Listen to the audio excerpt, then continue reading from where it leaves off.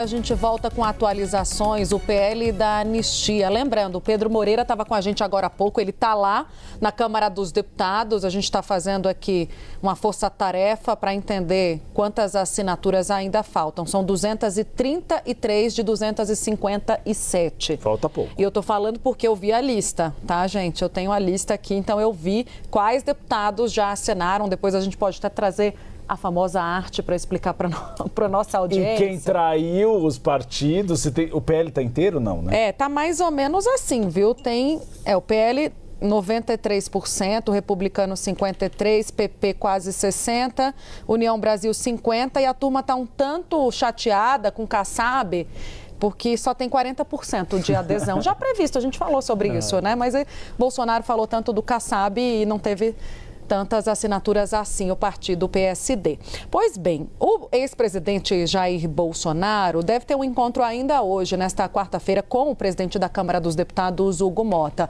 Pelo menos essa é a expectativa e o que ficou conversado ontem num telefonema entre os dois. A ideia é discutir a urgência do PL da anistia. Na manhã desta quarta-feira, como eu disse, a proposta já tem 233 assinaturas. Nós apuramos que o encontro ele seria fora da agenda, né? Era um encontro para ser reservado.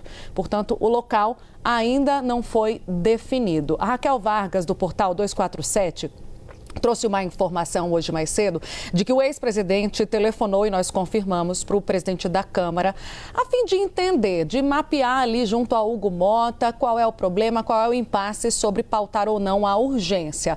Eu conversei com aliados do ex-presidente que estavam com o Bolsonaro e me disseram que a ideia foi saber o que estava travando a proposta, porque Bolsonaro acredita que de 233 até amanhã ele vai chegar a 257. Já ali o lado do presidente da Câmara dos Deputados, os líderes do Centrão, desconfiam de que o PL não vai alcançar esse número ainda nesta semana.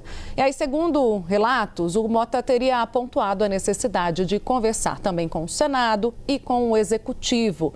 Nomes próximos ao presidente da Câmara têm dito que ele busca uma costura com outros poderes, incluindo o Supremo Tribunal Federal. Eu e Luísa trouxemos que ele conversou com Gilmar Mendes nessa segunda-feira. A pauta oficial não foi PL da anistia, mas ficou ainda essa expectativa, né, de que esse vai e vem no Supremo, em algum momento a anistia entre em pauta, em discussão. O caminho do meio seja encontrado também com os outros poderes. A ideia, eu apurei, é chegar a um texto, por exemplo, né, a um texto que possa avançar, inclusive, com o apoio do governo federal na casa. A Luísa Martins está de volta, porque eu falo o nome dela, ela aparece com as nossas apurações conjuntas. Luísa, para tratar sobre isso. No famoso ON, né, Luísa, a gente tem a informação de que o encontro com o Gilmar foi sobre marco temporal. Mas existe já essa percepção ali no entorno do presidente da Câmara de que ele está costurando, junto com o governo, junto com os ministros do Supremo, uma pacificação, que seria um texto mais ajustado, que, por exemplo, na visão até de bolsonaristas, possa tirar Bolsonaro do projeto, né? Não alcance Jair Bolsonaro, não anistie Jair Bolsonaro. Ou seja, uma dosimetria em comum acordo com o Supremo Tribunal Federal e com o Executivo. E, claro, não faria absolutamente nada também sem estar em acordo com Davi Alcolumbre, presidente do Senado. Luísa. Tainá, pois é, né? Oficialmente foi uma reunião para tratar sobre a questão do marco temporal, que também é uma pauta de um conflito histórico aí, de um atrito, digamos assim, histórico entre Congresso Nacional e Supremo Tribunal Federal.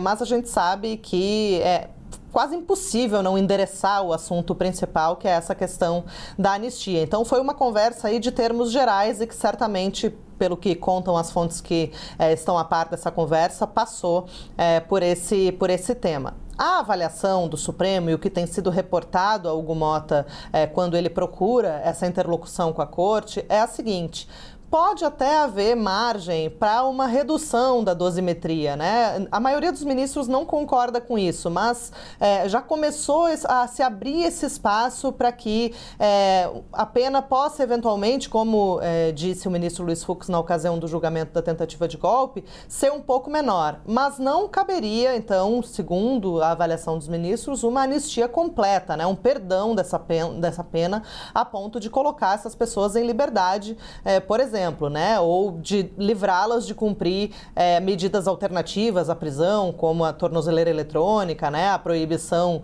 de usar as redes sociais, enfim, não há uma avaliação de que a anistia seria algo cabível nesse momento, né? Primeiro porque há uma avaliação interna de que crimes contra a democracia não são anistiáveis, né? Não poderiam ser perdoados por uma questão de coerência com a própria Constituição Federal, que foi elaborada justamente como um marco, né, digamos, do início do período democrático aqui no Brasil, depois de muitos anos de ditadura militar.